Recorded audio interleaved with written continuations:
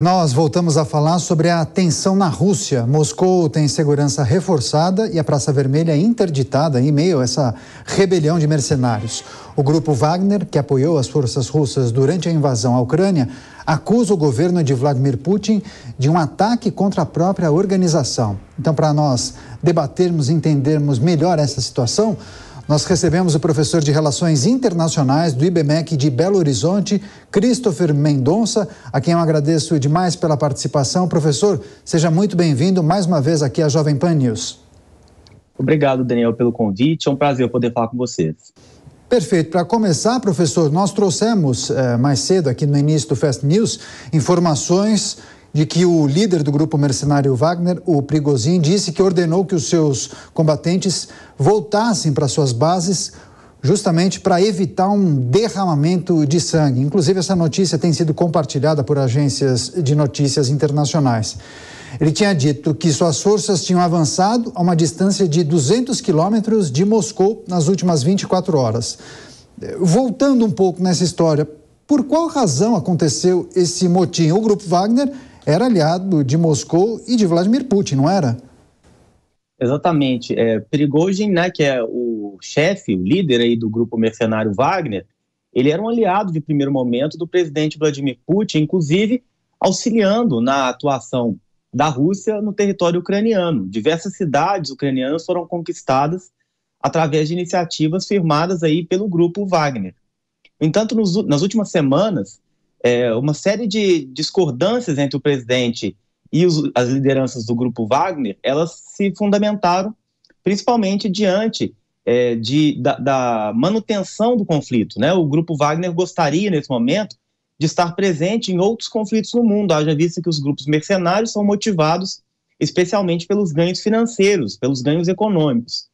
Como o presidente Putin insiste no conflito, uma série de divergências começaram a se desenvolver, né? E nesse sentido, houve agora mais recentemente uma espécie de rebelião por parte do Prigozhin, né?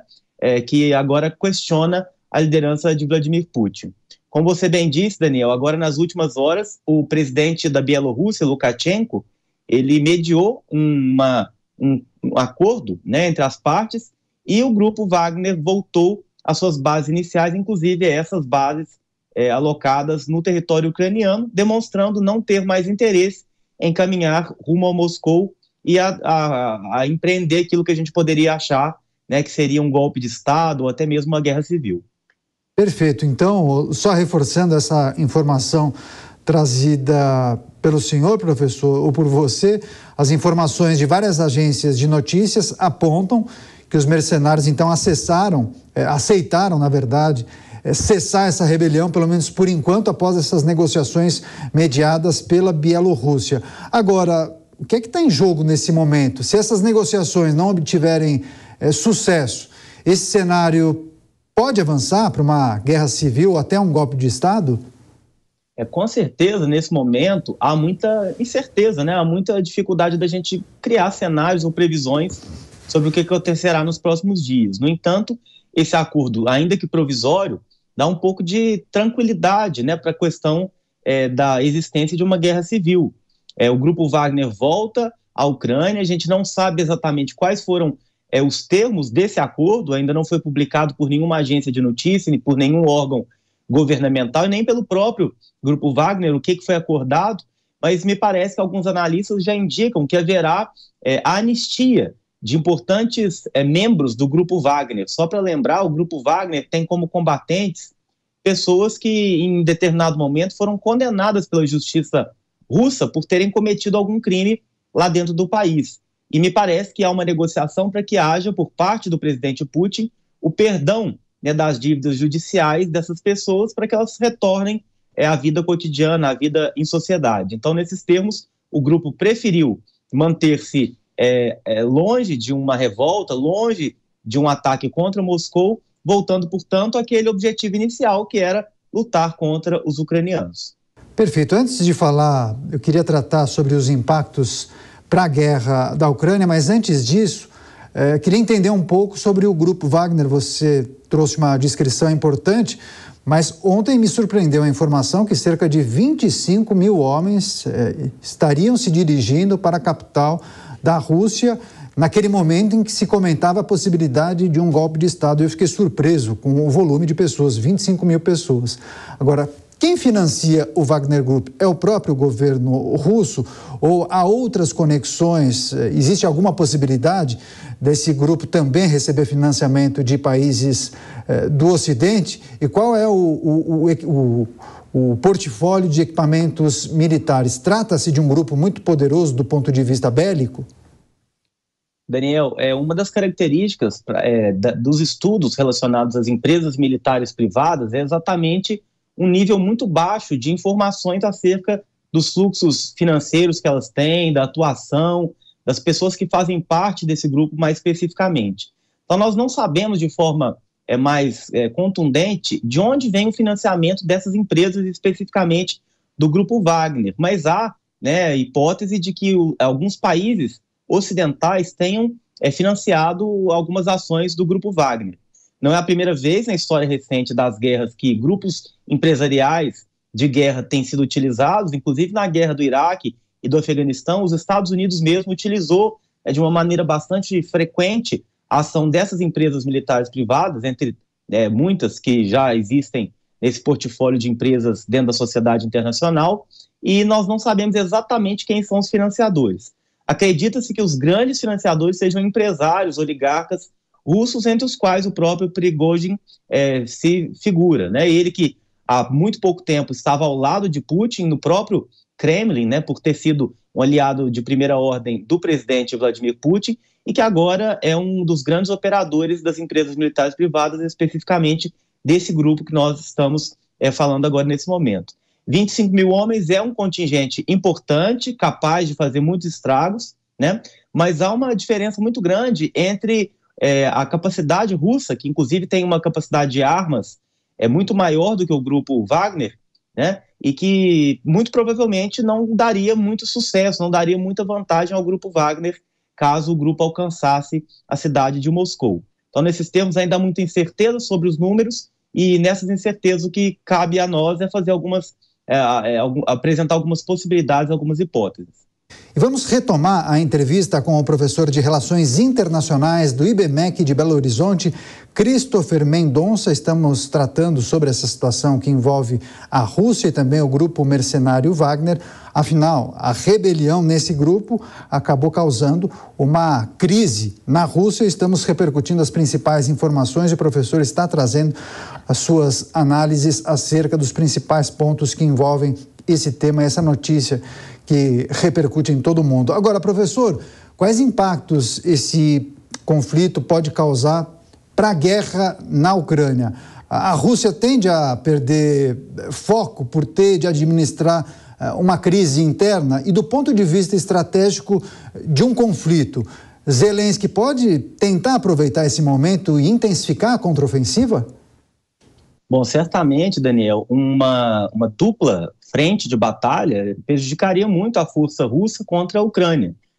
Diante da não unidade do povo russo, o presidente Putin teria um enfraquecimento bastante considerável frente àquela contraofensiva que tem sido feita pelo presidente Zelensky, da Ucrânia.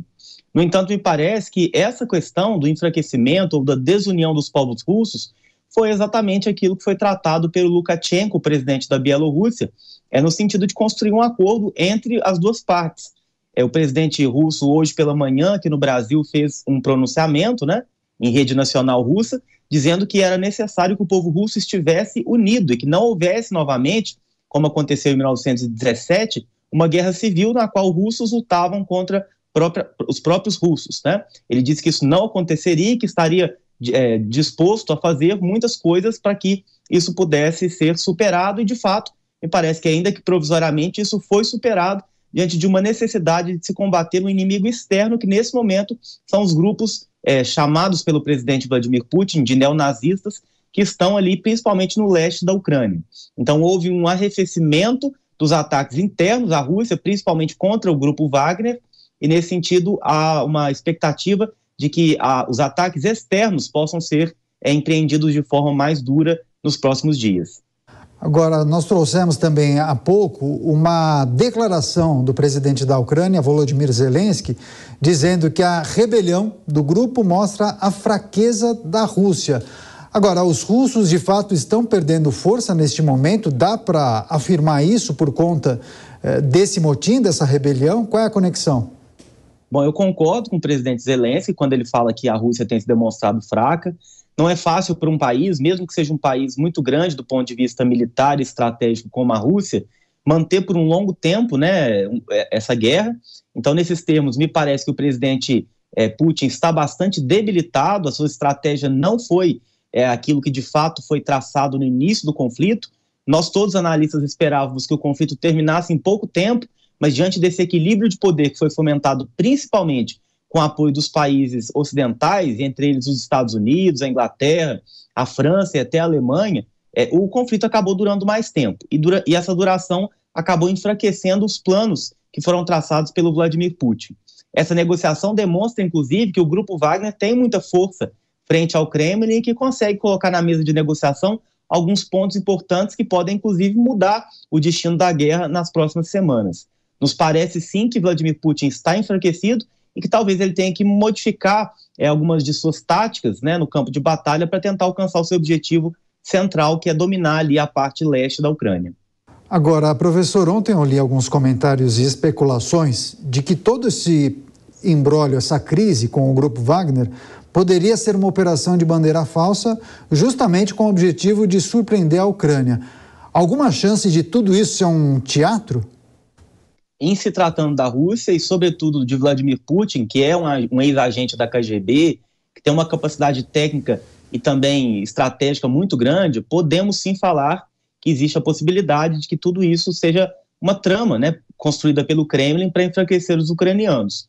Como eu disse anteriormente, a guerra já dura muito mais do que o presidente Vladimir Putin gostaria que ela durasse, e não abre possibilidade de que ele se declare como vencido, uma vez que faz parte, né, da imagem russa no cenário internacional essa vitória sobre a Ucrânia. Então, nesses termos, poderia sim haver um interesse por parte dessa nova cena, né, de rebelião dos grupos insurgentes, principalmente o Grupo Wagner, contra a Rússia, para que haja uma espécie de saída honrosa do presidente Putin desse conflito, né? Uma espécie de vamos arrumar a casa primeiro e depois retomamos os ataques contra a Ucrânia, sem que necessariamente pudesse parecer que havia acontecido uma derrota por parte dos russos. Perfeito. Para fechar, professor, o governo dos Estados Unidos disse estar monitorando o conflito. O que é possível esperar? Quais devem ser os próximos passos dos norte-americanos, mas também de outros aliados e países do Ocidente diante dessa situação?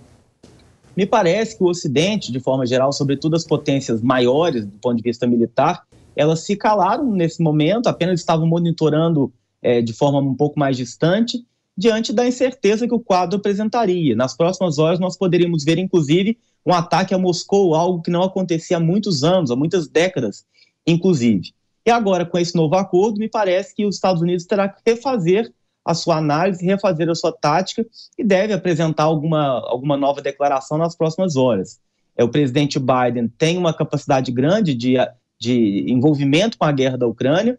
A gente viu, inclusive, que países europeus, como a própria França e a Alemanha, tiveram uma atuação forte no conflito, né? E me parece que eles não vão abrir mão disso diante do quadro de participação, ainda que indireta, da OTAN, que é a organização que eles fazem parte. Então, nós vamos esperar os próximos momentos para verificar qual que vai ser, de fato, um novo memorando, um novo posicionamento dos Estados Unidos e, sobretudo, da OTAN nesse conflito, com esse novo acordo que foi firmado nas últimas horas.